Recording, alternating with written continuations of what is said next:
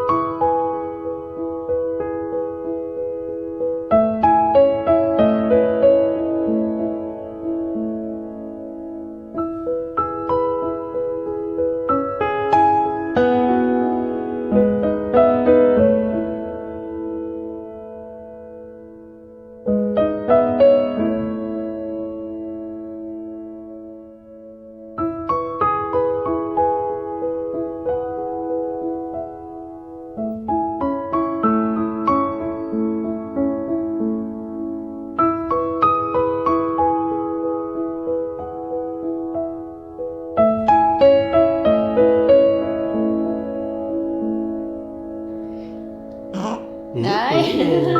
Được rồi. Đấy, đấy là ở đây.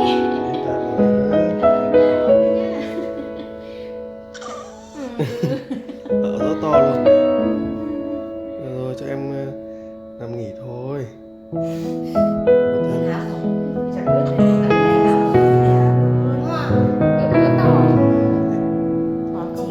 Tập từ nãy giờ một tay. Thế thoải mái chưa? Nhìn Ôi nó giời. phần bụng nhìn nó nhỉ? Lim dim mà, lim dim mà. Chân có.